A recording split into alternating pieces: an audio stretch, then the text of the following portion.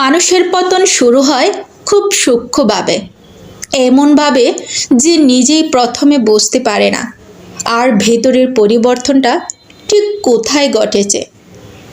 একসময় যে মানুষ নিজের ভুল হলে মাথা নিচু করে ভাবত, এখন সে একই ভুলকে যুক্তির দেয়ালে ডেকে রাখে। সত্যকে যত দূরে সরিয়ে দেয়, তার বিবেক তত আবছা হতে থাকে।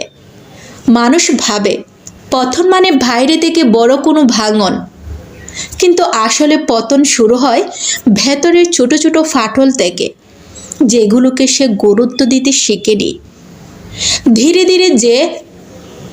ধীরে সে অযথা আত্মবিশ্বাসে ডুবে যায়।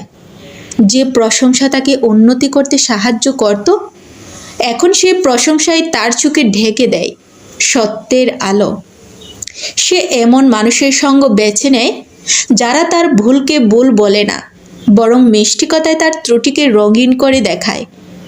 এই ধরনের প্রশংসা প্রথমে আনন্দ দেয়, পরে মানুষকে নিজের অজান্তেই পতনের দিকে ঠেলে দেয়।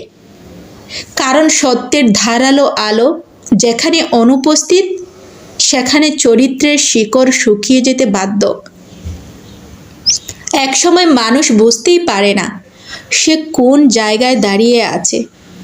বাইরে থেকে তার মুখে আত্মবিশ্বাসের ছাপ থাকলেও ভেতরে ভেতরে সে অস্থিরতায় ভুগে। মন যত অন্ধকারে ডুবে যায়, আত্মসম্মান তত ক্ষয়ে যায়। সে রেগে যায় সত্যের ওপর, বিরক্ত হয় পরামর্শে, আর নিজের ভুলকে অস্বীকার করতে করতে ভেতরের মানুষটাকে চূর্ণ বিচূর্ণ করে ফেলে। পতন এমনভাবে এগুতে থাকে নিঃশব্দে, অন্যরা দেখে শুধু তার আচরণের পরিবর্তন, কিন্তু সে নিজের ভেতরের ধ্বংস দেখতে পায় না, কারণ সে দেখতেই চায় না।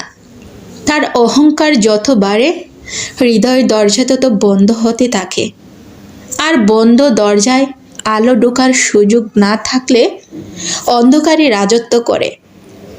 তবে এর মাঝেও একটা সত্য আছে, যে মানুষ নিজের ভেতরের অন্ধকার চিনতে পারে এবং নিজের ভুলের মুখোমুখি দাঁড়াতে পারে, সে আবার উঠতে পারে।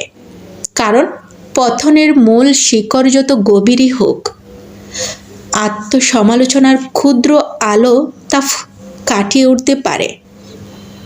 যে মানুষের মধ্যে এখনো সত্য আছে, সে কখনো শেষ হয়ে যায় না। সে ভেঙে পড়তে পারে, তবে আবার উঠে দাঁড়াতে পারে। এই দাঁড়ানোর শক্তি আসে নিজের ভেতরের আলোকে ফিরে পাওয়া থেকে।